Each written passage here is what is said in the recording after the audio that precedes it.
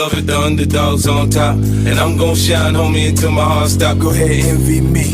I'm Raps MVP, and I ain't going nowhere, so you keep the underdogs on top. The underdogs on top. Go ahead, envy me. The underdogs on top.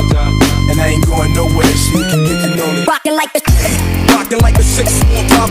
Whole club rockin' like the 6. rockin' like the Rockin' like the 6 on top. Whole club rockin' like the 6. On it. Rockin' like the 6 on top.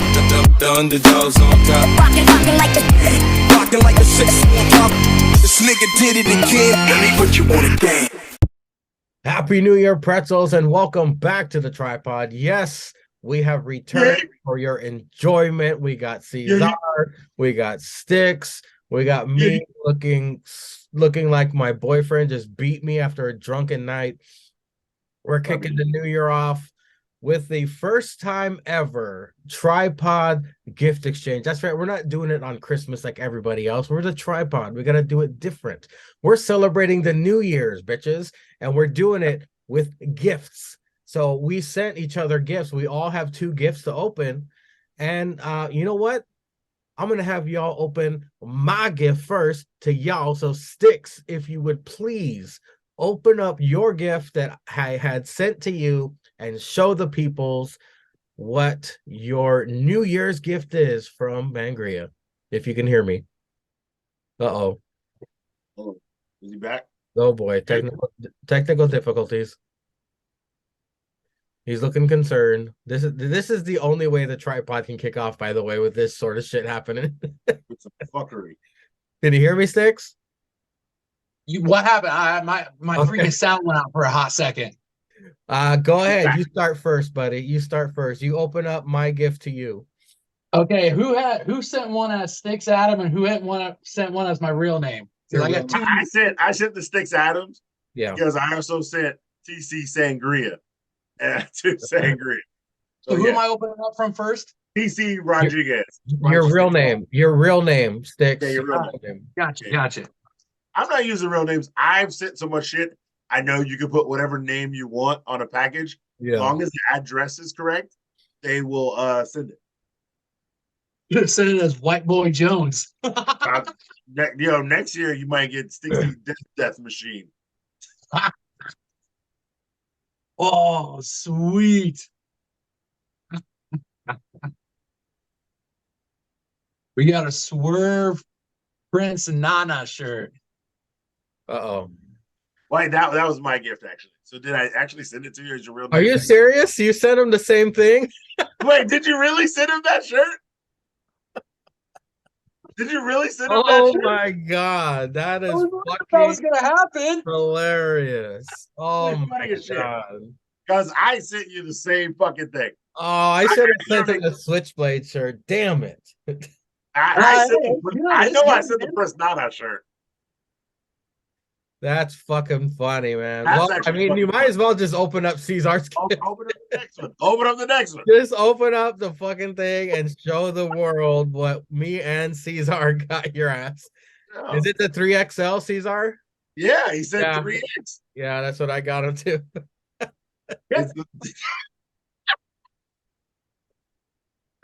Oh my god, that is fucking hilarious. We Wow. got 2 of the same shirts, everybody. Well, You know what's funny? I do have 2 of the Scissor Me Daddy t-shirts because I ordered one drunk on the tripod, and then I think I didn't order one, and I ordered it the next day because we kept talking about it, and they wouldn't let me cancel it. So, welcome to the club, Sticks, of having 2 shirts of the same shit from AEW. well, you know what, Sticks? One is for the streets and one is for the sheets. You know, Sticks. You know what I'm talking about. All right, See, this Caesar. one time when my boy's always looking out for me. Yeah. Caesar, go ahead and open this. Oh my god! I knew I should have got you that. I knew I should have got you another Ego Page shirt, but I was like, nah. I'm getting the first shirt I saw was a fucking Sticks Adam. And you know what? What's funny is because I almost ordered this shirt because I am wearing this shirt, I but laughed. in the white form. But in the white form, and I was hoping one of you got me this, but it is the same shirt I'm wearing. That makes it better. Gay, gay. As soon as Caesar popped on my screen and I saw him wearing that, I was like, "Oh my god, you gotta be Nah, kidding!" nah, nah. But this is goaded because I don't have this color. So I have, The white one's the professional one. That's the one you wear to yeah, like it's the professional. Yeah, yeah. classy dinners and the Oh high yeah, profile yeah. meetings. And it's great because I was thinking about buying the No Yeet shirt today, which I might buy after this podcast. But I am so excited because I bought the blue Yeet shirt as soon as it came out, and it got delayed because they were like he got canceled. Yeah. But this shit, the white shit, I'm excited about this because I actually wanted this one, and I was like, I'm gonna get drunk and ruin it. So let me get the blue one, and I'll only wear this one to like wrestling shows. So if either of you assholes got me this fucking shirt, this is gonna be the Nope. funniest. Nope, I did not get you that. It's gonna be the funniest podcast of No, all time. I did not get you that. Okay. Because luckily WWE goes up to 5X. So I was like, all right, that'll be more comfy. That'll be more comfy. So Can't believe the fucking oh my god. Like my friends at work are gonna be so jealous because I haven't showed them I got the Yeet shirt, but I'm gonna be like, bitch, I got both Yeet shirts. I'm out here main event Jey Uso. And it's so funny how Jey Uso is blue and white on Raw, and Jimmy is red and white on fucking SmackDown. But yeah, I was thinking about getting that No Yeet shirt for like, oh my god, hell yeah! I'm so excited about that. all right. So excited. I'm just gonna turn my background off for this one so you guys can see it. Let's see. Let's see. Well, you got some ratchet shit back there. It's a White. Just all sitting there watching him, tails just fucking swinging. just a ton of blankets and shit. All right, I'm gonna open up my gift from old Sticks Adam, Stixy Drip Drip, the Stixy Go. Oh I yeah. was not here for this.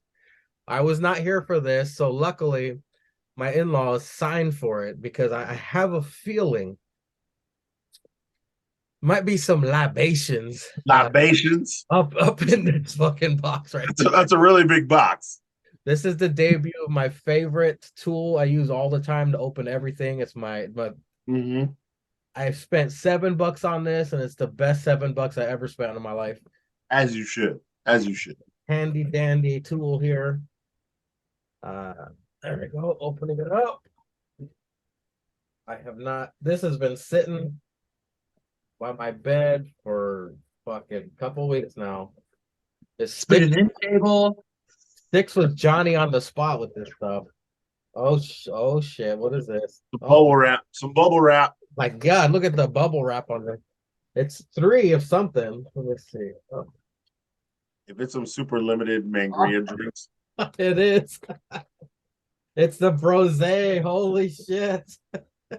The original Mangria was discontinued. So the only thing that they have left is Brose and the peach and pear one. But yeah, this is famous because when I went on the cruise, the Corolla cruise, you can only bring 1 bottle of alcohol with you on a boat.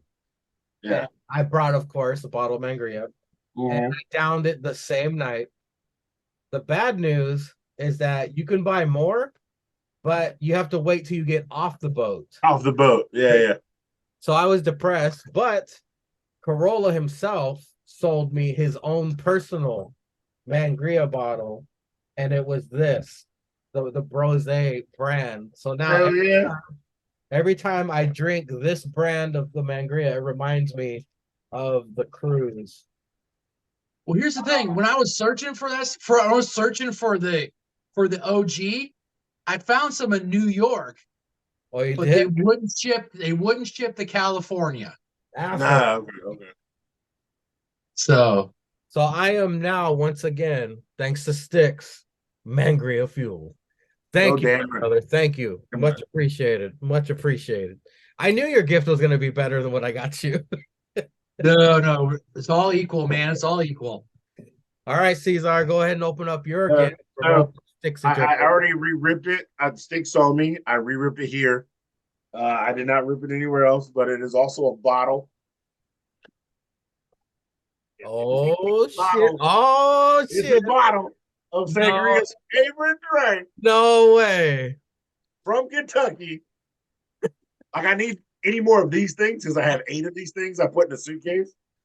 But it's a bottle of Buffalo Trace. Yes, God damn it. You yes. shit in there tight, girl. You shit tight like virgin pussy. I had to Hey, cut I'm just glad none of them broke Yeah, yeah. during the shipping because that's the one thing I was worried about. Cesar. I had to slice into that shit to open Yeah. it. Well, I'm popping this one, but there it is. Good Oh, old Buffalo Trace. The Stixie Goat. I literally just finished drinking my bottle I had 2 weeks ago, and I was trying to find another one. And that man, the Stixie Goat, he knew. He felt it out there in the land. And an old bottle of Buffalo Trace for your boy. Oh yeah, I guess we gotta fucking probably turn off the hold on, I'll turn off. that's gonna be his new shirt in APPW. Is the logo of that bottle. Yeah, the old Stixie Goat got me a bottle of Buffalo Trace for the streets out here. Oh my god, yeah, I'm gonna drink. You the man, Sticks. You the man. Sticks Hey, is always the man. you guys are my boys. I gotta take care of my boys. How'd you find this in Iowa? Is this around in Iowa? Yeah, actually, just down the street, I have a Hy-Vee. They have a Hy-Vee liquor store, and they sell bottles of those. So I first tried it, and then I found that online and had it shipped. Nice. That's actually So, that this is allocated in Virginia, so I have to wait till the liquor store like puts this shit out and then be like one of the first of like 12 people to get there to get one of these. So the fact that you found it at a store is so fucking awesome. You can see the fallen soldiers in the Yeah, background. down there. The Yeah. original. I would say Mangria, Sticks' gift will go well with my gift. Uh-oh. When you All open right. it, I guess you should open it now because Sticks already opened my gift. All right, here we go. Cesar's gift to me that the UPS man abused. Let's find out if it's in one piece still. Hopefully it's in one piece because if it's broken, I'm gonna be pissed. A UPS guy. Well, uh-oh. I just tapped something. All right, let's see. Shit, this one ain't wrapped. This one ain't fucking bulletproof shield. Well, it came straight from the store. All right. And the funny story is, I almost bought it for both of you, and I probably should have now since you got him the Prince Nana shirt. Uh-oh. It's oh shit. Is it? Yeah. Fly. There we go. Fly, baby. Fly, Eagles. So I almost bought 2. Nice. I thought Sticks would appreciate the T-shirt more because 1 is Prince Nana, and 2, he's always got wrestling T-shirts. And I was like, nah, I'm gonna get Sticks this T-shirt. I almost just bought 2, 1 for both of you guys, because I have a mug of the Dolphins from a friend of mine. I got one Christmas, and then I was like, yeah, man, they're both Eagles fans, but I was like, I don't want to get you guys both the same thing. I figured Sticks would appreciate the T-shirt more, but it's just funny how we both thought of the Prince Nana T-shirt. I was thinking after I ordered, I was like, should I tell Cesar not to get this shirt? No, Cesar I would didn't even. never. He It would didn't even never cross my give brain. AEW his money. You know, the funny shit is when you were like, your shirt hasn't arrived. When you were like, Sticks hasn't got my gift for so long, and I was like, did he get this nigga a shirt off of wrestling tees like I did? Because it's taking so long. And I was like, I was like, there's no way he got him a Prince Nana T-shirt. Because I almost bought one for myself and Sticks and had just his sent to him and bought one for myself. And I was like, there's no way he got him a Prince Nana T-shirt. I should have got him a fucking Danny Garcia shirt. Yeah, well, maybe we'll. Well, there you have it, folks. Great minds think alike here on the tripod. Those are our New Year's gifts. We're kicking off 2024 in a positive light. And speaking of positive light, we're kicking the wrestling portion off of the night with NXT. That's right, folks. The first NXT of the new year was New Year's Evil. And forgive my voice, I am under the weather here, ladies and gentlemen. But we're here for you. We kick things off with the NXT Women's Championship match. It's Lyra versus Blair. Davenport. That's right. Blair with a wicked ass double stomp to a bent over Lyra, rocking her head straight to the mat. Are these two best friends? Because they fucking each other up. Blair puts her knee through the announce table. Phantom Driver, Lyra wins and retains a scant 15 minutes opener to this commercial-free 30-minute episode. 30-minute, you know what I mean. Lola Vice tried to cash in her breakout contract, but Freddie Paxley leaps out of the crowd to stop her. Elektra comes out. These bitches be brawling, Cesar. What'd you think of the opening to New Year's Evil? You know I ain't never gonna turn down a match with my girl, Blair Davenport. She out here cooking, doing the Lord's work, out here wrestling bitches in the ring. It was a great match, great title match to start off. As we've seen, Valkyria has been getting better per match. Yeah. I still don't get why they put the title on her. I get it. I mean, I don't know. It's weird though. Like, I guess they didn't want to redo the thing with Mandy Rose, and we all know Sangria's favorite.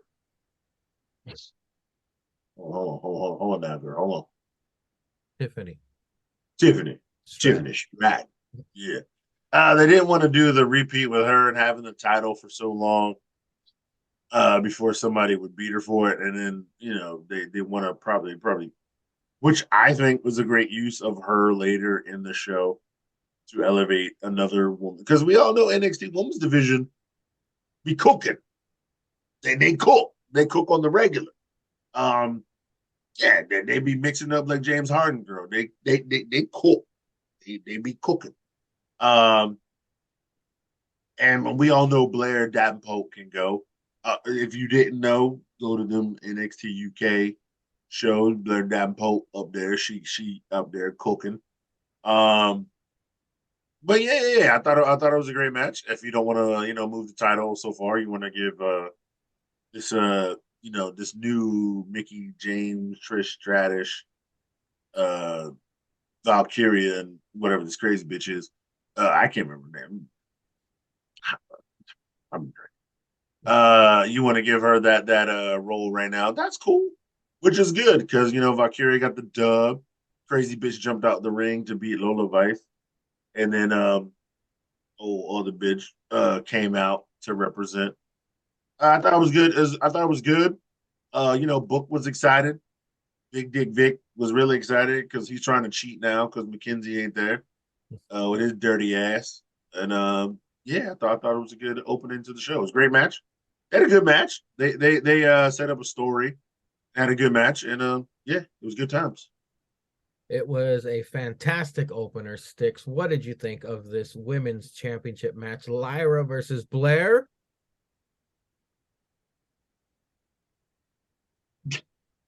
Davenport. All right, go ahead, Sticks. I'm sorry. I was watching. He's watching the game. He's got the game on. I got the game on. It's fucking Miami versus the Bills, nigga. It's for the division, baby. It's for the division. Yeah, on the goddamn division. Unlike a certain team out there on the East Coast that fumbled a chance the way to be able to possibly win the division a long time ago. But none of the starters were playing. None of the starters. Well, I'm talking about the Eagles. I mean, we shit the bed a long time ago. So I mean, you guys still got a shot. But that's for another time. Mm-hmm. No yeet. It was a good match. No yeet. Yeah, no yeet. It was a good match. I mean, like you guys have said, Lyra has been getting better and better in each match so far, and they're giving her essentially the on-the-job training as champion, and she's getting better.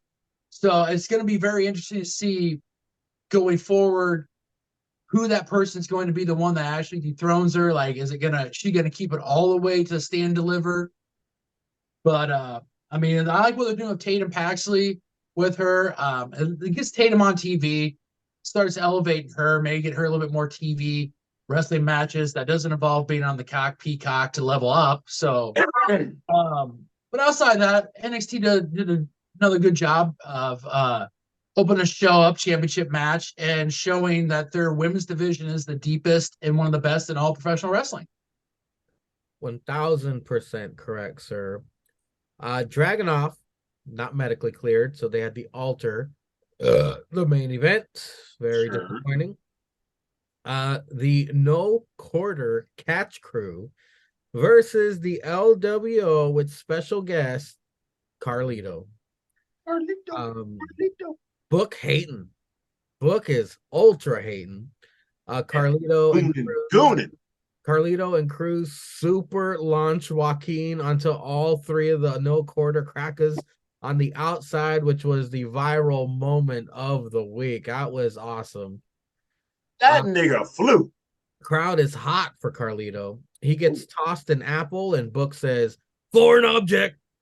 Book put Damon Kemp on his fave 5. What the fuck, Book? What the fuck's wrong with you? Just because he a nigga. This is Joaquin Wild's time to shine. Cruz hits a Phoenix splash on DK Damon Kemp for the win. Carlito spits apple in Drew's face, sticks. What'd you think? We got the no quarter catch crew versus the LWO and Carlito 2. Yeah, this was a good match. I mean, LWO's came down to help out Dragon Lee. Anytime we can get Carlito on TV is good. We know for fact that the sheriff went sticks to midnight watching Carlito on NXT. So all in all, it's good. We had the boys formerly from the Brown Order come back down. We had a viral moment. No quarter quick catch crew. 3 out of the 4 there. Charlie Wonka, of course, they said was over in Japan with All Japan, doing some obligations over there. But I mean, all in all, I mean, they found a way to keep like the guys like the no quarter crackers on TV to keep them at least somewhat relevant and fresh in your mind. So that way you're not like, why are these guys on my TV? Why I haven't seen them in like weeks to a month. I mean, they serve a purpose. I mean, so they're elevating Dempsey and the other guy, and Kemp. It allows Kemp to freaking get more TV time, which I mean, I don't know if we want that, but I mean, they see something in him. So, but we know the other 3 guys, Carlito and the tag team, can go. I mean, the tag team boys, they put on really good tag team matches, and they brought us another moment on Tuesday. So I thought it was a good match. It was a nice little follow-up from the women's championship match, and keeps the show rolling. Yeah, I gotta be honest with you guys. When I first saw this, I was like, oh, because they were supposed to have something different. But Cesar, the story of the week, Joaquin Wild grew wings and fucking flew onto those guys. And that's been the most repeated thing I've seen online since. What'd you think? Well, probably Bretsky was beating this shit because he's had a hard on for Legado del Fantasma since the NXT days, and they're finally getting some dubs. But that cracker, they did the spot where Carlito and that other wetback nigga flung the third wetback nigga all the way across the damn fucking ring and tackled all 3 of 2 crackers and dumb nigga Kemp. And only thing I gotta say about that is Jay flew that nigga all the way across the damn ring. Shit was goated. I thought it was great. It was a good 3-way match. And Carlito down to NXT with a "We Are NXT" old school shirt. Put that shit back on the website. You know what I'm saying? Get some dollars, get that money up. Ain't nothing wrong with it. The crowd was hot, and then Carlito spit the apple. So it was a little free money, girls. A little free money. And we all know Massa Michael's all about making that almighty dollar. And he don't hire ugly. And So yeah, it was good times. It was good times. I won't mad at it. Not Kinsey with Trick and Mello in the locker room. Mhm. Grayson Waller barges in. Naysayer, please. Yeah. Mello shows off Trick's new shirt, then tells Grayson that Trick will put up his #1 contendership on the line versus Grayson later.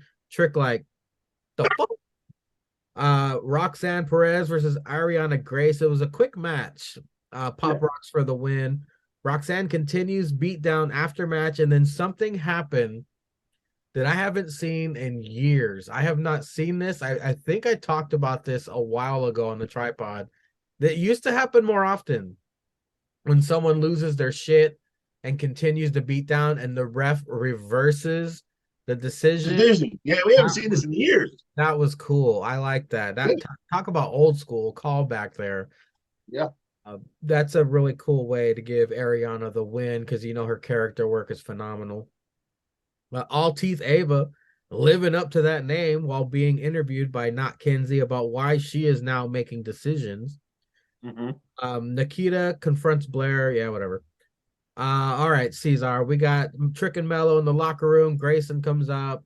Mello offers up the #1 contendership. Roxanne versus Ariana and All Teeth bouncing them titties. What'd you think? Hey man, it was all good. We know the promos between Trick and Mello.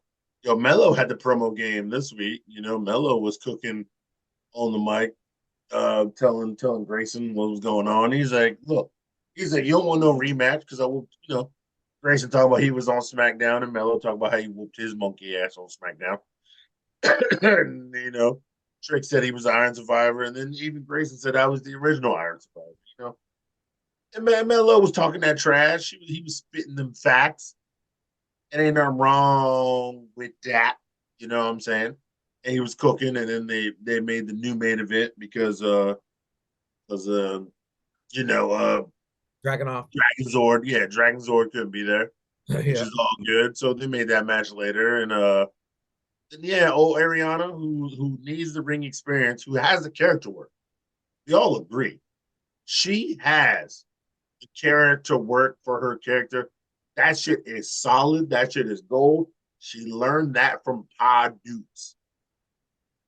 She just needs to learn the wrestling like Pod Dukes could wrestle. Because I mean, even Santino as a gimmick wrestler could put on a banger. I mean, we all wanted, and we all thought he was going to win that elimination chamber match against Brian, which is what the streets wanted. It's what the crowd wanted. It's what the streets wanted. It should have been what WWE wanted, but I digress. But yeah, we got the not so known beat the bitch for the dub, and then go crazy and still murk her ass to get the referee reversal on the dub. Uh, great gimmick to get her the dub, to get her the win. Because Roxanne definitely pinned her and then put her in the submission. Of course, Book was cooning and mad. What the hell, man? What the hell? They're still fighting, Vic. Uh, great shit. I thought everything was great about this. And if you said something after this, okay. Cesar, The Rock is I'm guessing a billionaire currently. Nah, he's still multi. How come he couldn't get his firstborn some braces? Well, it's his firstborn with his first wife. He don't love that bitch no more. No He child loves support? himself. Yeah, yeah. No, I mean, look. He himself is a mixed man, and that it was a mixed woman, and he was piping it right. You know what I'm saying? Giving her that good dick, and then they sprouted up a daughter. If I guarantee you, if it was a boy, that motherfucker would have been playing football then wrestling, just like The Rock. But I don't know. Maybe she ain't grown into her teeth yet. I don't know. Maybe the bitch needs to grow a little bit more. I don't know. She might have another late puberty. Because I mean, the titties is tittying. We all know that. We all know the titties be tittying. But then maybe everything on the bitch is big. I don't know. The titties, the teeth, her head just going up, but not wide. I mean, I don't know. maybe that's just what the bitch built like, man. I mean, I I I can't control teeth. You know what I'm saying? She's she's got that's Yeah, just get yeah. some braces, honey. Get some I, Invisalign. I don't There's know if braces can help. I don't know if braces can help, to be honest. they got to sticks. They got to hook her up. They got to hook her up with a Invisalign. They got to get that Invisalign hookup. All right, what are they straighten them? I mean, they're still big as shit in their mouth. You still gonna have a lisp. Well, sticks. We had Trick and Mello in the locker room. Grayson Waller approached. Roxanne Perez versus Ariana Grace and old Bucky Beaver Ava backstage. What were your thoughts on this? Yeah, the backstage between Trick and Mello was good.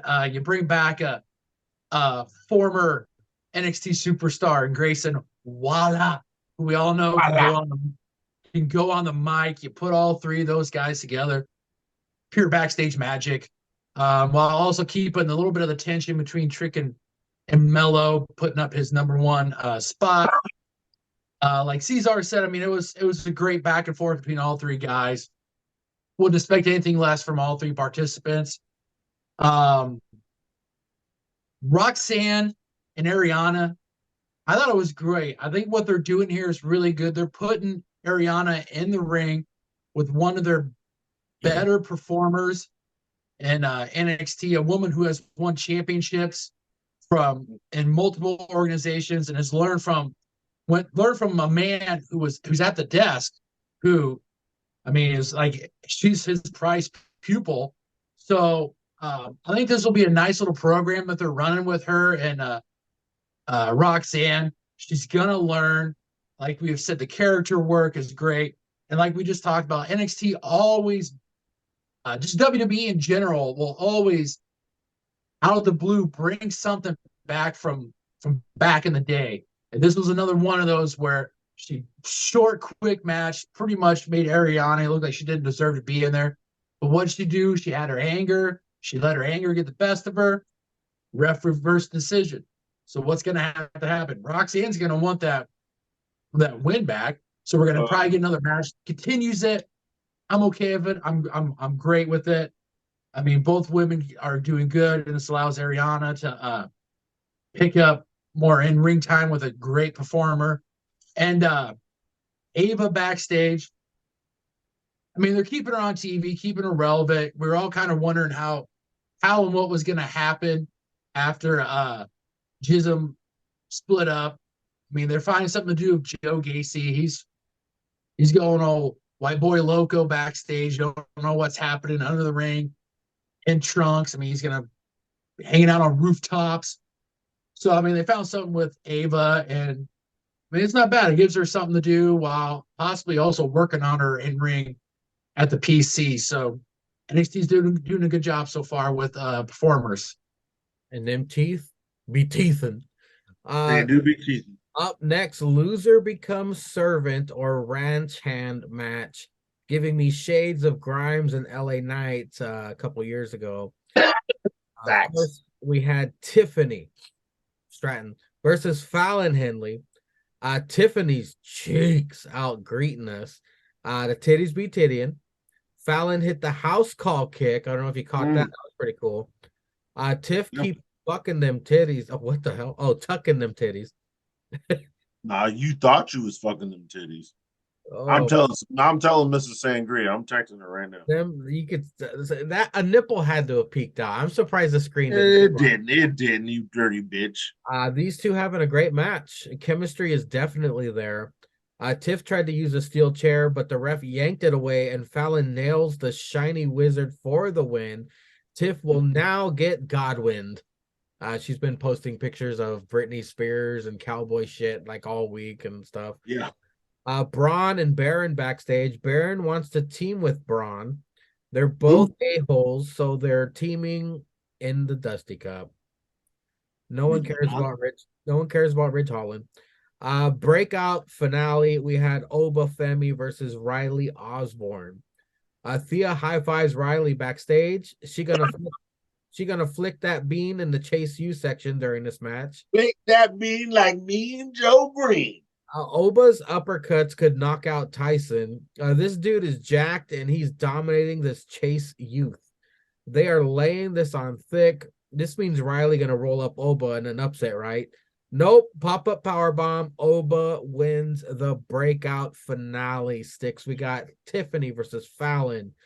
And the breakout finale. What'd you think? Yeah, Tiffany Fallon. It wasn't a bad match. It was a good match. They're able to find Tiffany something to do and still keeping her relevant after losing their championship, which is a big thing that you kind of wonder about with former champions, how they're going to keep them on TV and keep them somewhat prominent. And this is a good one, and it's going to allow Fallon to get more TV time and get back into the singles race in NXT. And having her do this, I mean, like you said, they're going from the playbook from Cameron Grimes and LA Knight, so they're going to do that with Fallon and Tiffany, and I'm looking forward to it. Like you said, Fallon had not Fallon, but Tiffany had been posting Paris Hilton and Nicole Richie photos from that TV show they had, so this is kind of hilarious. I mean, her social media game is good, so this builds into it too. So it's gonna be funny to see how they do it with her. I mean, it's all freaking Gucci car-hearted up, trying to scoop manure and try to lift it, like feed buckets and all that stuff. So it's going to be good TV going forward. Then the end of the NXT breakthrough. Oba is a freaking powerhouse, man. I mean, I was you were saying, Mangria, I was interested to see how they were going to have Riley pull out the dub, but they went with the right decision and having just the powerhouse himself. I mean, this guy is him and Dragunov. If Dragunov retains from our boy Trick, if they have those two, my God, he's a guy that Dragunov's gonna have to tap into to retain, because I mean he will just bull rush through him. I mean, this guy they got something with him, and they just got to get him more in ring time and build him up. And he's going to be a guy that could be a really good powerhouse. So, two matches that were good for NXT, and one of them debuting us with a shining star that could become a powerhouse, man. So, NXT still doing great on TV. Yeah, Oba's ring work is incredible. The promo, we're gonna have to work on his promos big time. Just like Tiffany, she still needs work on her fucking promos. Everybody needs work on their promos, but Oba definitely. I would say Fallon's good in the ring, maybe not backstage. Yeah. Well, Cesar, what'd you think of Tiffany versus Fallon and then the breakout finale? Oh yeah, Tiffany versus Fallon was a good match. We know Tiffany can go in the ring. She can work with anybody. I think she kind of had a slip up on that fucking prettiest moonsault ever, the one that she hit and then knew she wasn't gonna hit. You kind of saw the slip there, but she still pulled it out, which is signs of a professional, signs of a pure professional. But she still landed on her feet to counteract that. Which I thought was, I was like, yo, that's fucking. She got it. She got it. I saw the slip and I was like, she slipped that shit. And I was like, oh, but she pulled it out. She pulled it out. Great competitors in the ring. I think Fallon needs still a little bit more work in the ring, but I feel like Fallon as a character and her promos, even backstage and in the ring, are great. Whereas I feel like Tiffany is struggling promos in the ring, which we've seen, and how she talks in the ring, but wrestling in the ring is fucking phenomenal, killing it. So I feel like that's why they pair those two up, because they're lacking the thing each other doesn't have, which pairing them up and having them fight can only make them both better. But yeah, the finals, you had old boy versus that other nigga, and super nigga won. Okay, that's cool. And he did it with the power game, But the other cracker, he showed what he had. You know what I'm saying? I ain't mad at it. I ain't mad at it. He showed the speed, he showed the quickness, he showed the top rope, he showed everything he had to do to like for me to see in the ring. That he's got the goods. He's got the real goods in the ring.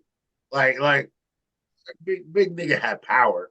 That's all he had. But old boy was showing resiliency, getting it in. Shut your ass up, phone. Ain't nobody talking. Uh, old boy, he showed the power game and he showed the slamming, and that's half the other guy jumping his will, but still that they both were good in the ring, and I wasn't mad at the match at all, but I feel like in the loss, old Cracker Man showed me a little bit more. Boy getting that win. But yeah, like you said, he fights Trick, he fights Dragunov if he gets that contract. It's gonna be a banger. I feel like both of those guys could have had a great match against any of those guys.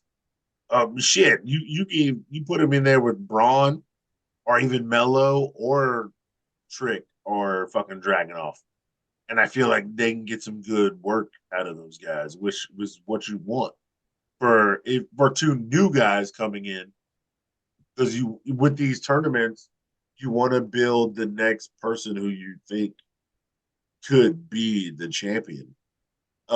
So like, why not have those guys? And then old Jan Maker and fucking Baron Corbin winning the Dusty Cup. Sure. And you're gonna have some guys who are gonna be put together for the Dusty Cup because you got to have those matches. And I feel like there's the guys who can probably get a win or two, and then they should lose. But like the first one is gonna be like whoever starts the match. So like Baron Corbin starts the first match. He's gonna do most of the work. Braun comes in and get the win. And then the next match, Braun does most of the work. Baron Corbin comes in and gets the win. And then because of that, because they're all about themselves, that's when they should lose. So like a legitimate tag team, who's probably gonna go into the finals. And I'm fine with that too, because it shows that both of those guys are good wrestlers, good powerhouses, and then go into that shit. So yeah. Oh, one last thought. Oba versus Riley. It kind of, if you think about it, it's almost like they did the reverse, because you remember Mello versus Odyssey. It was Yeah. speed guy versus strength. Well, Strength. they switched it. They switched it this time. Yeah. The strength guy won instead of the speed guy won. Speed guy. Now we're gonna see how that scenario is gonna play out. Yeah. But it didn't show like Riley as being like dominated. Like Riley got his shit in a loss, so it shows that he's a top tier guy, which is what happens later with Chase U. I think plays into a good shit. Speaking of which, Chase U back. Chase U. JC tells Andre he is not participating in the Dusty Cup. Riley and Duke are. JC calls the shots now. Okay, still like her better than Gigi. Axiom and Nathan gonna be in the Dusty Cup. Nathan talking shit about the tournament. Hard R's take offense. The family interviewed in parking lot. They finally introduced the chick, Adriana Rizzo. Joe Gacy was in the trunk. Yep. The main event saw Trick versus Grayson Waller. Voila. Aussie asshole. Waller shouts at Book, "This is your guy." Tries to toss him at Book, but Trick tosses Waller at him instead. Book goes running, then shouts at Trick to take him out. It'd be cool to see Book have one more match and have it against Waller. Waller double stomp counter to the back of Trick's head. Waller targets left leg of Trick. Second rope Book end gets a 2.5. Bitch ass rope break. Mello comes out for no reason, distracting Trick. And the ref, Waller was waiting on the outside of the ring to do his rolling stunner, but Kevin Owens appears and clocks Waller and tosses him back in the ring. Trick hits the running knee and gets the win. Mello glares at Trick as he celebrates. Caesar, the Chase U segment Just you. in the main event. What'd you think? Sure. Yeah, I guess this JC taking over. I like JC's character work now. Yeah. You know what I'm saying? Her makeup's even better. She's looking better. You know, she was slutting it up. It was a real slutted up makeup with Toxic A. Now I feel like it's more clean. It's Chase U. Was she taking over? It's fun. She doing work. She helping Thea, you know, possibly get some dick. And then getting old boy and you know, bringing up old boy.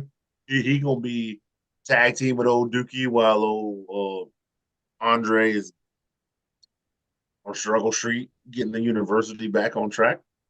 Totally fine. Totally fine. Yeah, I'm fine with this. This is good shit. This is good shit. Such good shit, pal. Just good shit, pal. And then we got old Grayson and Trick Willie. Trick. And book out there cooning. Yeah. Yeah, Trick. Yeah. Gotcha. Uh-huh. I like it. Yeah, man. Book cooning.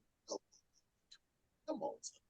And then yeah, old Grayson and old Trick. They throw some bows, man. They had some hand. It was really good. It was really, really good. You know, Grayson went for that outside shit. He had a flatliner. He had some other shit. He had that move that he does in the corner. You know, Trick had some stuff and he popped it off. And then okay, of course, OKO. KO, punch a crack in the mouth. And then Trick hit the knee for the dub. Carmella was out there. Yeah, this is good. It's good character work, good story progressing, and yeah, I was fine with everything, man. I thought this was a really good show for a New Year's Evil, and I wasn't mad at it. I wasn't hating. Good shit. Sticks. We're gonna stick with the Chase U segment and the main event of the night. What were your thoughts, brother? Yeah, Chase U segment. JC's taken over, like you said.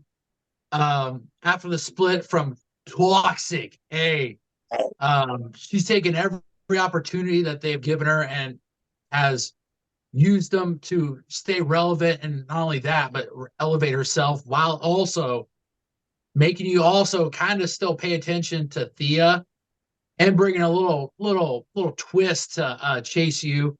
And they're capitalizing off of the breakout tournament while keeping Riley Osborne fresh in your mind from that, having him team with Dookie and just having Andre Chase in the background, which if you kind of think of it, keep the professor in the background, let him do that work. He put the university in the red, in the have them losing money, so he's got to try digging them out. So I think it was another great segment. In the main event, WWE does a good job with matches while also progressing not one but two storylines, and not only like a storyline in NXT, but the great thing about NXT and then the main roster bringing stars down to NXT, it progresses Grayson Waller and Kevin Owens. Having Kevin Owens come down, he has the history. Both guys have history in NXT. You had a bad break with Dragunov. Send Grayson Waller down. What else can we do? How can we do this? Well, heck, we'll have a former champion be interested in watching the main event, and we'll have him there. While also having the stuff going on between Trick and Mello, allowing Trick to pick up the dub, stay on a winning streak, show that he's still a viable contender for Dragunov. Yep. While Grayson Waller, he lost, but it wasn't without a little bit of shenanigans from Kevin Owens, who a guy that him and A-Town Down also got hurt. Like they hurt him. So you bring him in there. It's the great thing about WWE. They in one match, you progress two storylines, but also like it makes, if you're a main roster person, you might have to pay attention to NXT because you don't know who's going to show up, who's going to show up from SmackDown. Who would have thought Grayson Waller would have showed up, and then who also would have thought, hey, by proxy, Grayson Waller's coming down to NXT. Kevin Owens still got some unfinished business with the Aussie. So you got two guys from the main roster down there. Heck, I might just as well check out NXT. Oh man, they got this breakout tourney. Oh, check this out. Both guys didn't look too bad. Women's championship match start off the night. Not bad. So I mean, WWE is good at bringing people down from the main roster, progressing storylines that make it so that you kind of want to tune in and get more eyes on the NXT product. Because I mean, if you start watching it, you're going to start seeing these people called up to the main roster. You're like, well, I remember watching them. They were good at NXT. Damn, they're doing good on the main roster. So, all in all, great main event. And NXT does another good job of smashing it out of the park. To tie a little ribbon on the past few weeks of NXT, my favorite part of the past 3-4 weeks is the last 5 seconds of the broadcast always ends with Mello glaring at Trick, adding another wrinkle, giving more interest to that story. And when is he going to do it? When is he going to stab him in the back? It's such a great storytelling. I got to give it up for the crossover for that little tiny bit. But that being said, ladies and gentlemen, we'll be right back, possibly with a special guest.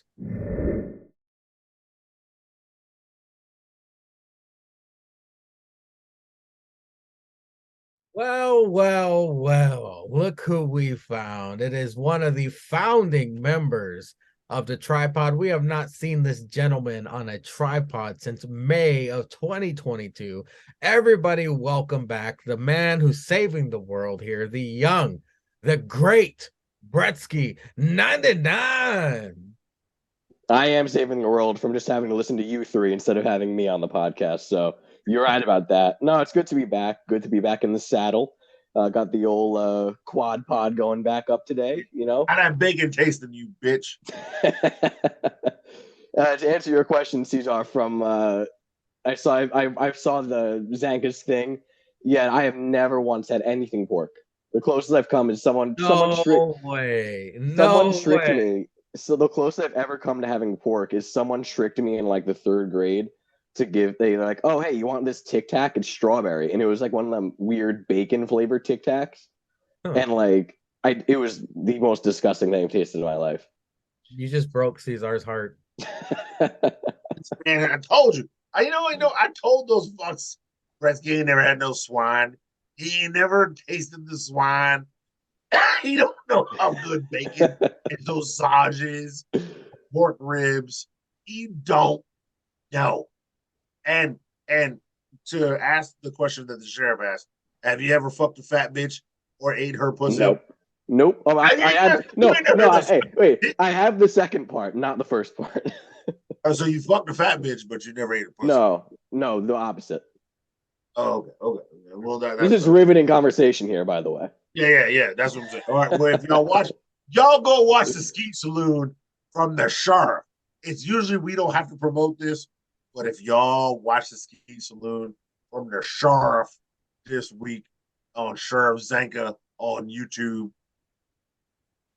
y'all know what we talking about. We give him some random ass questions, and the sheriff answers them as only the sheriff can.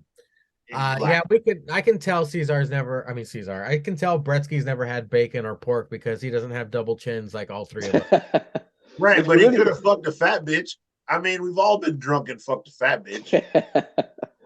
If you really want to break Cesar's heart, and I guess all of yours, but especially Cesar's heart, I guess it's because, when you don't have any pork and you can't have any pork, I literally, if I'm like at a restaurant or if I'm at someone's house and they're cooking bacon or whatever, I can't stand the smell of pork.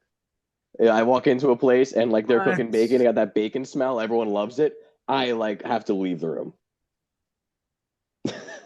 Before we all start I don't like coffee, but I like the smell of it. But when I know Crackers is cooking bacon, I know I'm gonna be like abba, abba, abba, abba, bacon time, girl. But hey, he's the tripod, and that's why we's different. That's You got true. a non-pork eating motherfucker here who still is saving the world one wrestling match at a time. That's right. Speaking of wrestling matches, we're What a about great to give transition. a tripod award season. Usually we pick our I went back to the other tripod awards. We would give male and female superstar. We're not doing that this time. That's gonna take too Why long. not? I got male, female. Okay. Well, this time we're just gonna give our matches of the year. This time from 3 promotions. Usually we just did AEW and NXT.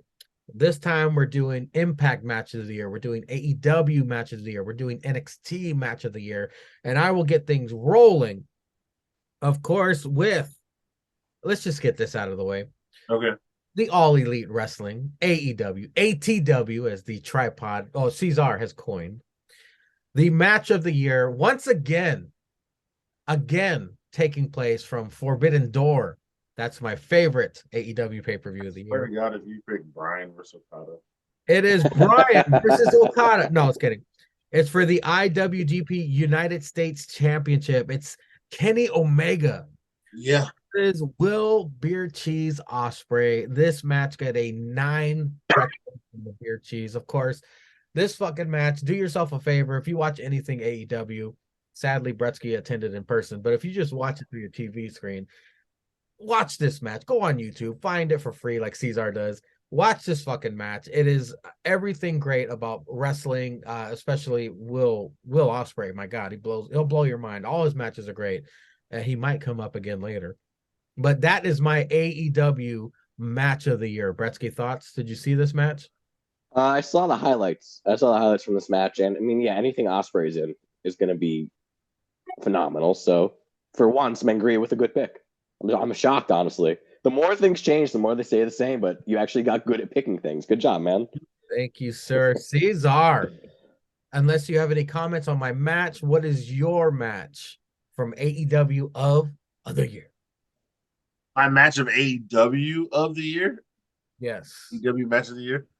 You didn't write it Yeah. down. Yeah. I mean, because if you're picking, if I have to pick from ATW, yeah, that match. Well, yeah, that match with him and Kenny. Wait, was it for the United States Championship? The one with they had the flags and everybody was busted open and At Forbidden Door, right? yeah. Yeah, if I have to pick a match, that one probably was the best ATW match of the. Yeah, I can't think of a better Because they match. fought at the beginning of the last year in January at Wrestle Kingdom. In January, yeah. But the match where they broke out the flags and they both were busted open, and they had a really good. It was at Forbidden Door. Yeah, you're right. It was that one, or the Swerve Hangman match. Where he drank the blood? Yeah, wait, I don't personally think Texas Death Match. It was the a Texas Texas Death Death match, Match. but it was like Swerve's coming out match. Prince Nana even got the dancing in the background. Well, he got Like, attacked too. Yeah, Remember, look, he got on the attacked. apron, He put got through a attacked. He got table. fucked up. Yeah, fuck Brian Cage, even though he came out. Fuck that nigga. Because he's garbage. But he hung the hangman. Like that symbolic thing of Well, hanging. here's the thing. Hangman and Moxley had a Texas Death Match earlier in the year where he hung Moxley. Yeah. So there was kind of like Swerve being like, not only are you the Hangman, but I'm going to do it the way you did to beat Moxley in your last Texas Death Match. Yeah. And that was the first Texas Death Match that Hangman lost. So just for that symbolism, I guess, hanging the Hangman and Swerve, a nigga, getting a win over cracker ass Hangman and hanging the Hangman. I'm gonna pick that for my ATW match of the year, and I gotta go piss and sneeze in the background. He's gonna go yeet out into the toilet. Bretsky, what do you have any thoughts? Did you see either of those Texas Death matches? I didn't see the first one, but I did see the Hangman and Swerve one. And by the way, I got to say, like, and I guess we'll get to Dynamite later, but being at Dynamite and seeing that confrontation between Hangman and Swerve at the end of the show, like, I think you could feel it in the crowd. Like, the air just kind of like got sucked out. Like, everyone was like so hyped for it. Because even though it's been, like, you forget how recently they fought and they had that feud. So it's like part of me's like, they're restarting this really quick. But it's just everyone. I feel like just is universally outside of the blood drinking spot. Everything else about that was so universally just praised. That like, yeah, it's just a phenomenal match. Like AEW is also notorious for having these like death matches or whatever, where like they kind of like aren't great. If I can say, I know it's kind of weird for AEW to not have great matches, but they're not always great. But for this one, it was just like out of any Texas death match you could put on, like Cesar is exactly right. It's Swerve's coming out party. That's really what catapulted him to that main event status. Character of mine I missed Bretsky doing was the AEW fan, where he'd come in and correct us on everything we're saying. But speaking of the most hated fan base, the AEW trolls, anytime a rivalry gets, any kind of attention, they go, "This is our Rock and Austin. This is our Rock." They said, Yep. Danny Garcia versus Wheeler Yuta. This is our Oh Rock my and Austin. God. This is our. I was like, oh, this is why we hate you. And I love Garcia. Yuta sucks, but I love Garcia. Man, that the closest thing they have to The Rock is fucking what's his face, Ricky Starks. That's the closest thing they have.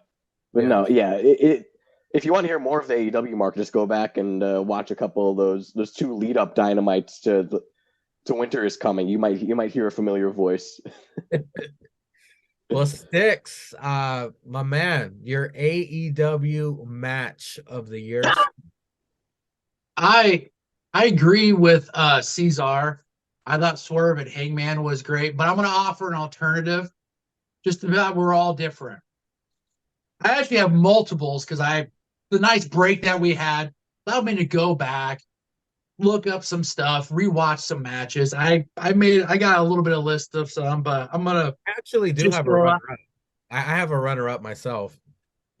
I thought from Wrestle Dream, Oh shit. Bryan Danielson and Zack Sabre Kraken. That was my runner-up. I thought that was a great match. The mat wrestling. We all knew going into that when they announced that match, we're like, this ain't gonna disappoint. Yeah. It was a great match. It was a great match. It was one of the things that when you watch an ATW match, a pay-per-view, you're gonna more likely at least find one match that's gonna shine through all the shit you gotta sit through and watch. So I thought that was great. I'll just throw out a couple just to kind of a little bit of refresher. Not on a pay-per-view, but on Collision. We had FTR versus Switchblade and Juice Robinson, 2 out of 3 falls. So I thought that was a great tag team matched with FTR, but also showed you that Jay White and Juice Robinson, both those guys, they can go in the ring and they can play great heels. And just one last one from All Out. Once again, it has Bryan Danielson in it, but against our boy, absolute Ricky Starks in the strap match. The strap match. Yeah, I thought that was a great match too. The worst thing about Bryan Danielson versus Zack Sabre Crack was the TV championship looking as ugly as it does in IWGP. That is a trash ass title. I digress. Yeah. Sticks, buddy. I'm gonna have you take the honors of starting off Impact's match of the year, sir. Well, boys, that nigga crossed the line. I'm sorry. I have once again a list, but I thought the match of the year, and it won Impact Match of the Year from their award show. I thought it was Pretzel Willie Pretzel Osprey versus Speedball Mike Bailey Oh shit. at Bound for Glory. Now I'm just gonna follow up with a couple of matches. Okay. Will Osprey had another great match that was on just regular Impact TV against Josh Alexander. Yeah, that's my runner-up too. That was a great match, but I'm also going to give you our favorite tag team, a tag team that is saving the world one match at a time. Uh-oh. Cesar. You tell him things. I'll turn that game off for this. You tell him. The B, the C against the Motor City Machine Guns, Rebellion Ultimate X for the tag team championships. That I gave you 3 matches. I mean, I got a list of more, but I thought those are 3 matches that if you throw on Impact Wrestling, you're like, well, what matches should I watch that would maybe get me invested? I just gave you 3 matches. I mean, I'm sure there's some way you can find all 3 on the YouTube, legally or illegally. I'll throw that out. But I mean, I'm sure there's a way you can find those. I thought those are great, 3 great matches. But my match of the year was Will Ospreay versus Speedball, Bound for Glory. Well, Sticks took my match of the year and the runner-up. So Bretsky, I'm just this is new. Since you've been on the tripod, we have now expanded to Impact Wrestling because it's been incredible. TNA is back, so things are gonna get business is about to pick up. Tits and ass. Have you been watching Tits and Ass or TNA Impact at all on your time away? Well, I haven't watched like actual TNA, but I follow them on social, so I get all the highlights and whatever. Their social team is great, by the way. Like they have a phenomenal social team. Like they cap even just small stuff like LA Knight's getting a push. They post an Eli Drake highlight. There's stuff like that. Like they're phenomenal. You know, they've been killing it. Like everything they've been doing has been great, and it's really nice to see. Is like, you know, they have had such a long low period, so it's been nice. I will say, was this the year that Santino returned and was like their head of security or something? He's their sheriff, yes. Director of authority, yeah. But that's how you know they're doing good shit. They got badge, Santino. yeah. They got Santino ripping off APPW's sheriff. You know it's good. It's such good shit, pal. Such good shit. Well, Cesar, like I said, Sticks named mine and my runner-up. So, buddy, he might have even named yours. Did he name yours too? Yeah, he named mine because mine was fucking Goat Ospreay versus Josh Alexander. That was probably my number one at all. But you know, Sangria, if there is a match with the two most loving soul, beautiful men known as the A, the B, the C, who are canceling racism, along with Cody Rhodes, fucking that beautiful black bitch, and creating mixed babies. You know, I'm gonna vote for any match with the A, the B, the C, with my. I'm sorry. If it's like 1A, 1B. Another tag team that I love to watch wrestle. The Motor City. Motor City. Cracker, Motor City. Machine Gun coming out there. Child, you know that shit gonna be a classic. I'm not gonna bring it. Sticks brought up, I'm not gonna bring it. But let's also not forget they had another great match against Subculture, and I think it was at like Under Siege or whatever, because I think it was Subculture's like first. It's like one of their first matches in Impact, and that, I mean, the chemistry between both those teams. It was really the chemistry with the ABC and just about any tag team is great, but when you have established teams coming and facing them, like we talked about Motor City. Even what we saw with the Rascals, but like with Subculture, which we've seen from the NXT days. I mean, we both know those guys can go. You throw them in there; they've been killing on the Indies, in the U.S., on foreign land. So I mean, Impact's tag division has been killing it. And as a tag team match, I'm gonna have to say that. But as overall, I gotta go with Goat Ospreay versus Josh Alexander. I mean, not to say that your boy Mikey wasn't good, because that's shit. That match was good as well. Because that match got the beer cheese. Josh Alexander got the beer cheese. I think I just gave it a slighter edge to the Josh Alexander match.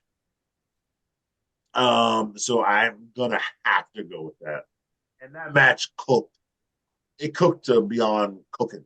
Like Well, both of those matches were really good. not to forget that the A, the B, the C also took on Brian Myers and Eddie Edwards. That was a good match as well. Well, Cesar, you got it, my man. NXT match of the year. You get to name your first. What is it? What is it? So there's a lot. There's a lot here. Oh shit, I froze myself. Oh shit. It Folks, would be a folks, tripod. you've been drinking, so you know Yeah. what's going to happen. Libations are being had, Yeah. so we're sorry, but just bear with us. Sticks That's lost not the audio. Caesar I know. Sticks lost audio earlier. Caesar's blacked out. Even his No, you laptop, can't say that. even his laptop blacked out.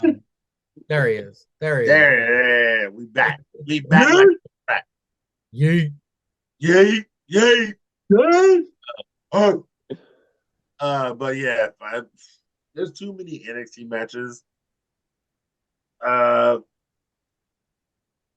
still running on a high from the women's Iron Survivor match. I'm still running on a high from that. I'm also running on Dragunov Mellow 3, the one where Dragunov won. What's your official pick, though? What's your official I match? don't know. And I'm still running on Wes. I'm still running on Wes and fucking Dijak. Fuck. If I have to pick, if I have to pick, you know what? I'm giving it to the women. I'm giving it to the women's Iron Survivor because that match was so clean, so put together, so like congruent from beginning to end. I'm gonna give it to them. I'm gonna give it to the Iron Survivor. That was my runner-up, by the way. Well, I will get my NXT match out of the way. It's from Battleground, May 2023. Anybody who wrestles this man, it's gonna be the beer cheese match of the night. It was our buddy Dijak versus Dragunov. Last man standing. This is from May and on Battleground. Incredible. Dijak, man, he is just the measuring stick of NXT. Anybody he fights, you better put your phone down, put TikTok down, pay attention to that screen because you're about to be sports entertained. It was incredible. Dijak is the man. He might be. On pay-per-view, he's too good. He's too good. If I were to give the NXT Man of the Year, it'd be a tie between Trick and Dijak because I love. It'd be Dijak for me. I'm sorry, he had too many 10-star matches. He had too many beer cheese matches. Yeah, he More brought than Trick. Here. We forgot about T-Bar. That's how good Dijak is. Sticks, what is your NXT match of the year, my friend? Well, I mean, going outside of the obvious of the multiple Mello and Dragunov matches, man, Green, you actually took the match. I was gonna say that was my match of the year, Dijak and Dragunov. But let me offer you a couple of different ones. One, let's go back to Stand Deliver. A man that is Mr. Wrestling himself, Johnny Wrestling, took on a man that forms a half of a tag team called A-Town Down Under.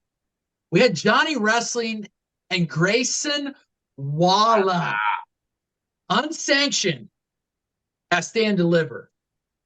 And let's go with just one that I had to go back and find on NXT TV, which you can find on the CAC, PCAC. that also had Dragunov, but against a man that we have dubbed Ginormous Dome, J.D. McDonough from regular NXT TV back on March 21st. I thought that was a great match because we've seen JD.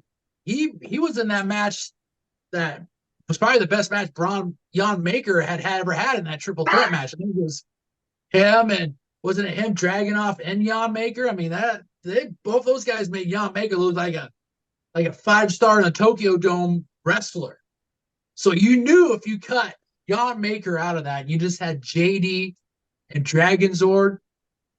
You knew it was going to get a great match, and it was a great match. Well, young Bretsky, we have offered you up our best of the best picks of the year for NXT. What is your match of the year if you've been watching NXT, and if you have any comments on any of the matches we've already said? Yeah, I'm just glad. I was about to get heated until Sticks brought up finally Johnny Wrestling versus Grayson Waller, because that was my God. I mean, you can NXT always stands and delivers, like all like all year, but man, like that, just the fact that they called back to Johnny's last day in NXT when Waller took him out. Like, no one, I don't think anyone ever thought that they would call back to that. People were kind of thinking after that Johnny would not even be in WWE, let alone feuding with Waller. Then having that phenomenal match, even though technically it's unsanctioned, it still counts as a fucking match. Don't give me that shit. It was so good. I don't think that they topped that at all throughout the year. I think they came very close. I think Dijak is absolutely the premium live event killer. And I think Baron Corbin has a very, very strong case for a few matches that are up there for the year. The reinvention of Baron Corbin has been phenomenal to see. But I don't think it gets any better than the best Australian since Sam taking on Johnny Wrestling.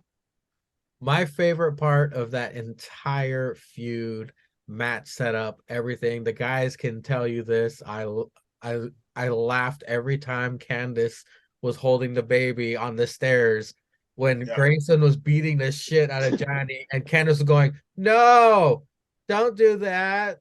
No." Is my soap opera on? Like, the worst acting I've ever seen in my life. It was hilarious. I fucking loved. That was the highlight of the. It was better than the match for me. Hey, I'm not near anything that I can look up, but when did Adam Cole and Kyle O'Reilly have their unsanctioned match? Was that at a stand and delivered also, or was that at a different event? That was. I wasn't at a stand and deliver, but it was at a different PLE. Okay. That might have been back in the takeover days. Yeah, I think it was still like takeover days. Yeah. Yeah, like when it was like numbered takeovers, I think. It was probably on our list last year, to be honest with you. I just couldn't remember if that was on a stand deliver or not, because I thought if it was, I was like, damn, they hit out of the park 2 fucking unsanctioned matches. Not only that, but on freaking a stand deliver. But I couldn't. No, remember it was stand and deliver. Stand and deliver. Was it? Yep. Wow. Yeah. So all I know was we had 2 stand delivers that had 2 unsanctioned matches that were really great unsanctioned matches. Yeah, but I remember that fucking West Dijak. Oh, there he goes. Oh man. Well, ladies and gentlemen, young Bretsky here attended AEW recently, so now I'm gonna hand over the reins to him, and he will tell you about his experience, the matches, anything you want to talk about for AEW. The show is now yours, young Bretsky. Delight us in some all elite wrestling, Dynamite, Rampage, Collision, all that jive. Oh, Rampage.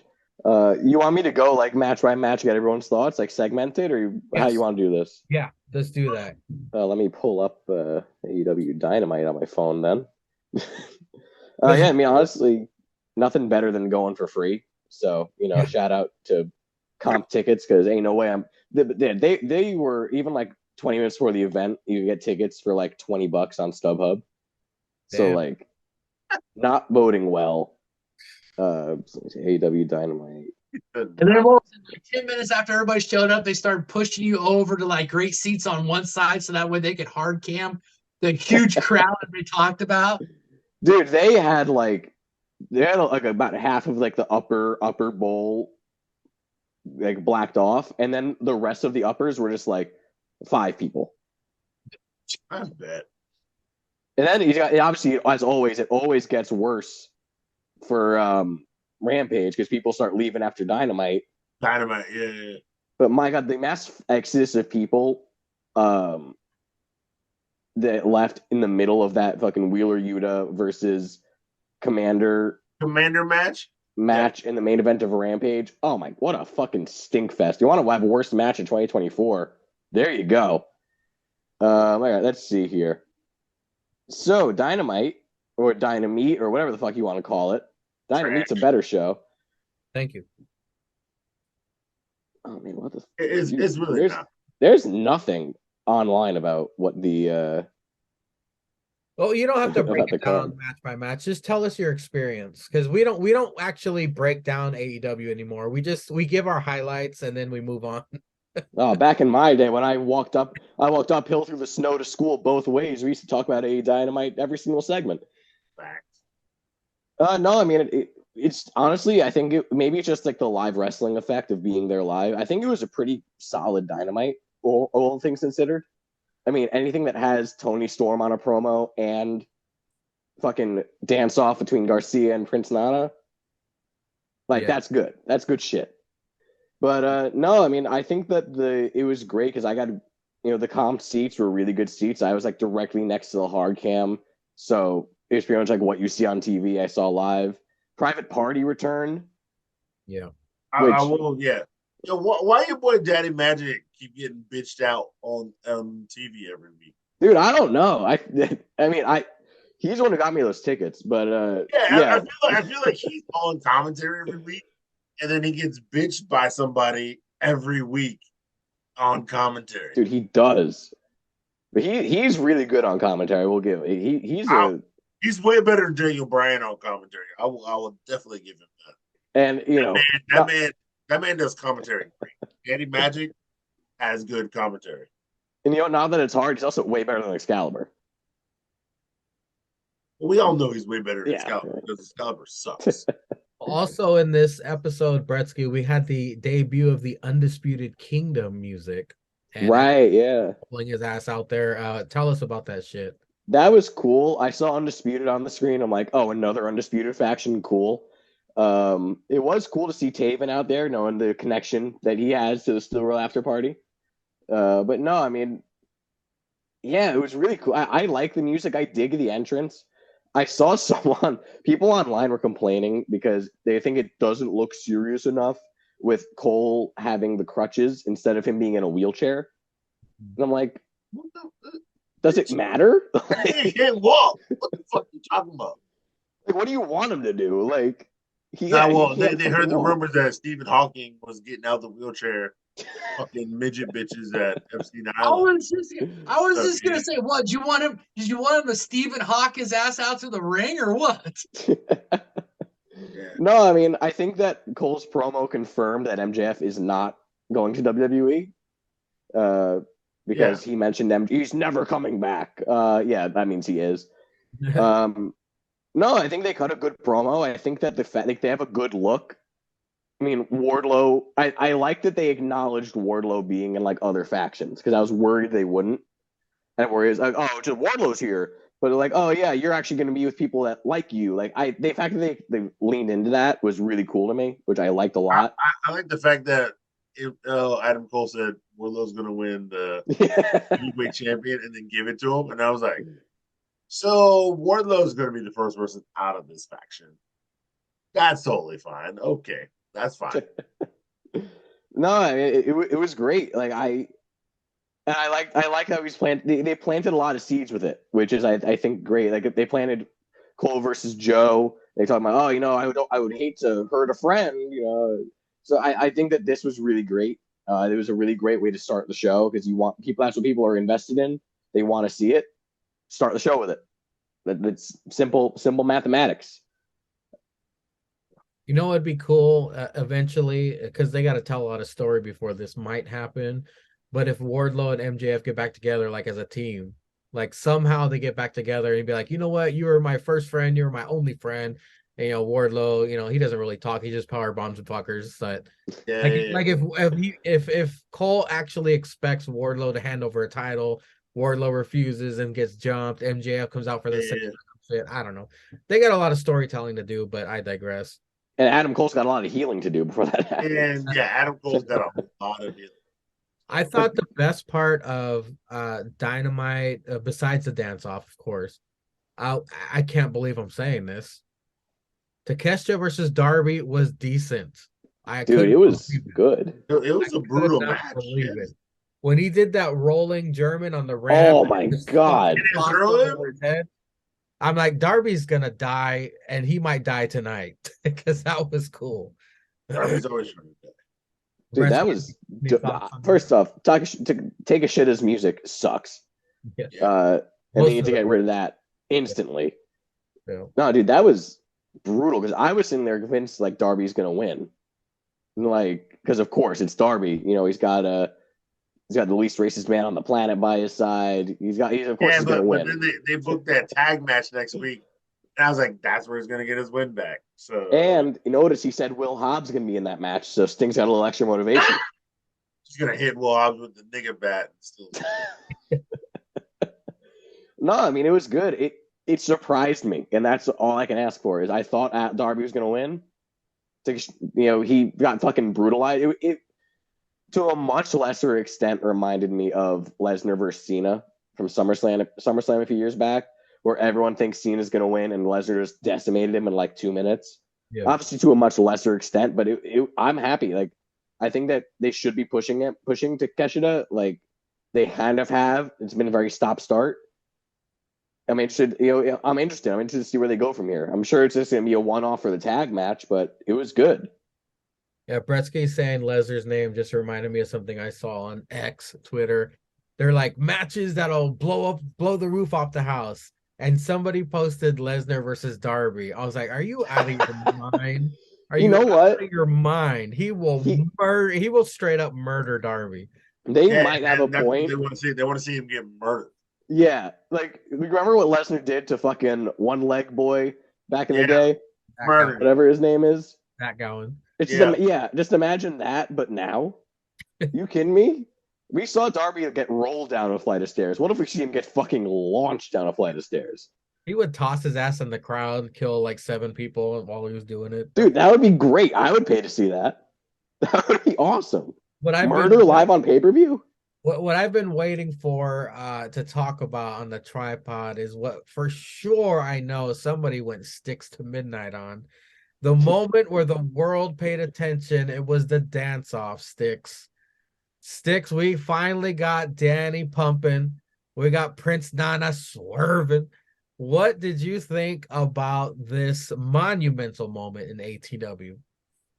I thought it was the cherry on top of the only. I mean, there was two things we talked about that caught your eye from Dyna Trash. It was obviously Undisputed Kingdom, but then they threw the gem of Swerve and Danny Garcia in there. And as soon as I heard that, I'm like, oh shit, we gon' bring the disco ball down. We gonna get the lights going, and we gonna get a good old fashion dance off, and we did.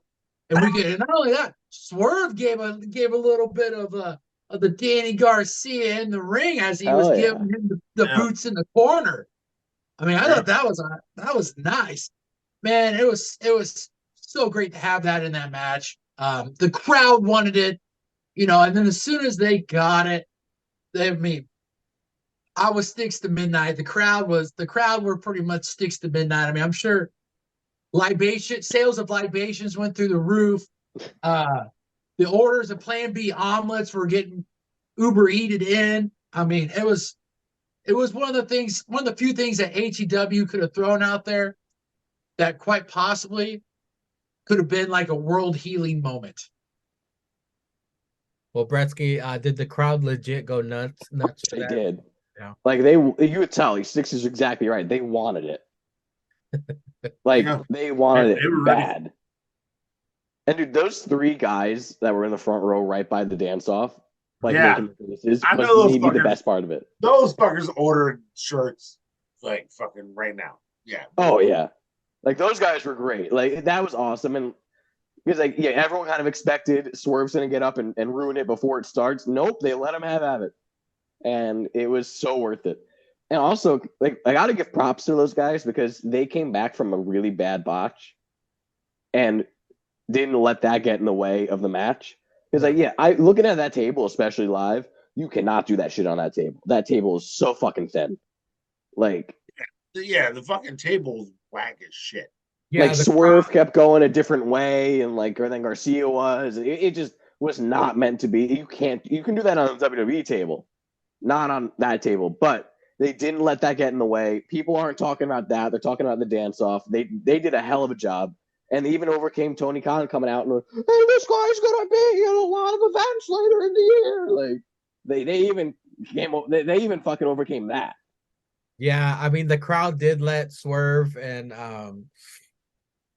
Danny have it, but they got back on track and it was an entertaining match throughout. Dude, Garcia kicked out of the fucking Swerve kick. Yep. Swerve had to pull out all of his moves to take out old Danny Garcia. All the stops. Like you could have told me like if they were to like put that a couple of months ago on like a pay-per-view as like the opening match or second match, like before Swerve was main event level, I could have bought it. Like I would have bought that being if they wanted to put that on pay-per-view, have more stuff in it, and have like a little more pay-per-view quality match, I could have bought it. I do appreciate that nobody kicks out of the JML driver. That his finisher, like nobody kicks out of that. And it's protected. That's good. That's good. Well, Bretsky, I would like to ask you now, what was your favorite part of the experience and what was your least favorite part of the experience? Well, my least favorite part of the experience was sitting through fucking Yuta versus Commander. Because that sucked.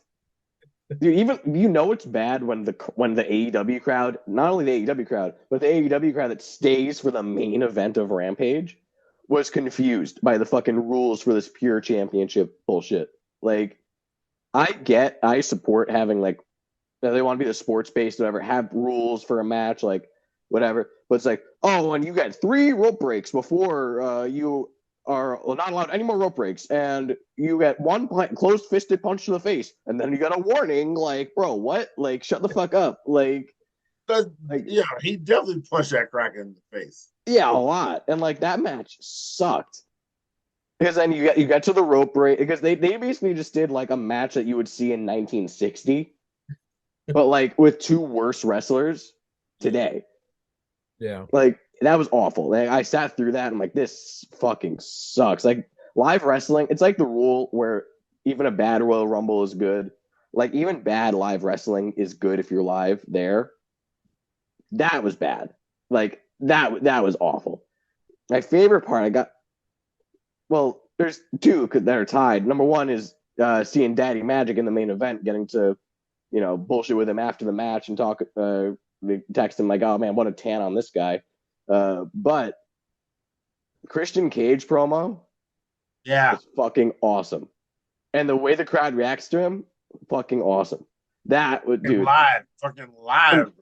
Shayna Wayne or whatever, I didn't think she'd be good. She's awesome. She's phenomenal. Awesome. She's awesome on the mic. Wow. You would boo a mother? That was so good. Dude, they kept chanting Luchasaurus and Christian just getting more and more pissed. Like it's funny that maybe this was his master plan the whole time to get Luchasaurus over.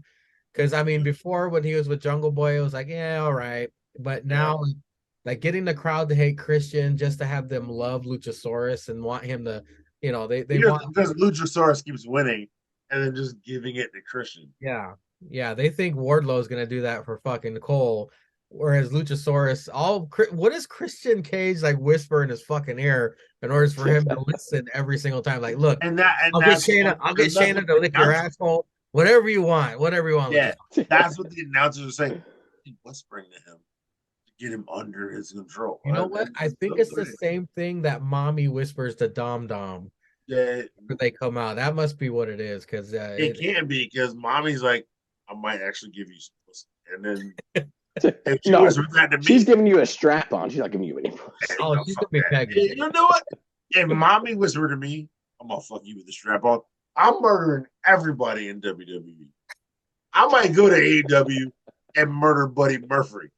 Like for real, I might No, just no, get no. Caesar would go to ATW, murder everybody, get Sting's bat, whittle that down into the Yeah. strap on, and allow mommy to use that on him, even though he That- knows Wow.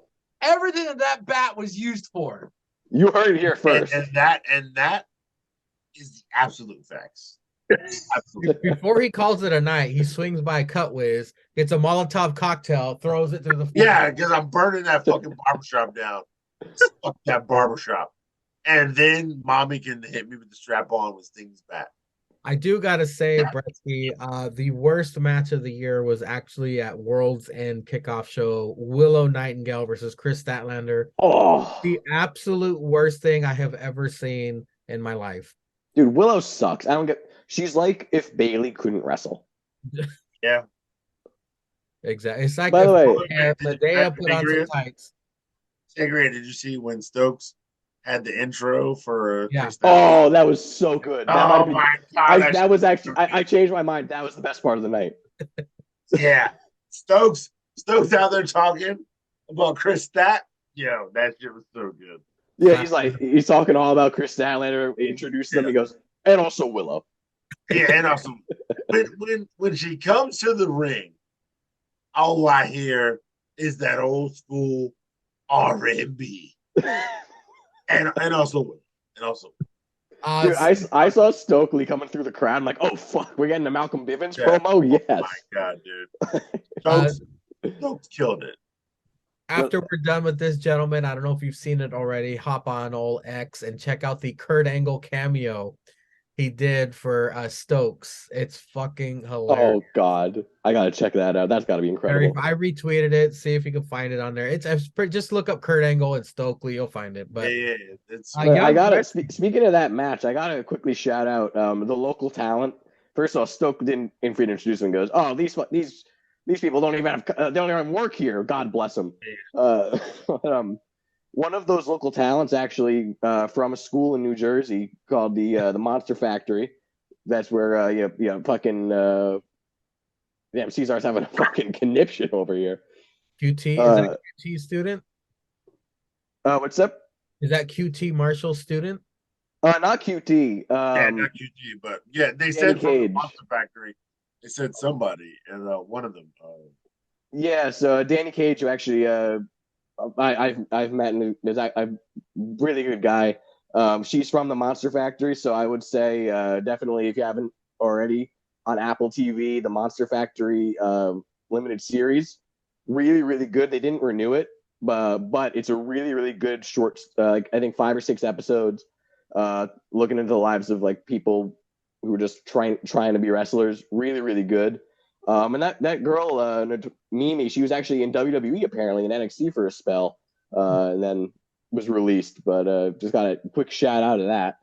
But yeah, Stokely Hathaway. If he can get over the Stokely Hathaway name, my God. They need to hang on to him with both hands. Tony Khan needs to hug him and fucking keep him there, because he's one of the gems on ATW program. I still can't believe that of all the people that WWE let go. Yeah, it was him. Well, wait, was he let go or did he just like let his contract expire? Yeah, he didn't. I don't know. I don't He didn't know. renew. It could be a matter of both. I think cross-eyed kid's too tall, couldn't see him. He's like, who's talking to me? And he just didn't fucking renew his contract. But Bretsky, thank you, sir, for returning to the tripod to talk your experience, to listen to us wax poetic. Tell the peoples what you are up to now. If you want them to follow you on social media, whatever you want to plug, the floor is yours, sir. Well, it has been an extreme displeasure to be back. Thank you, Mangria.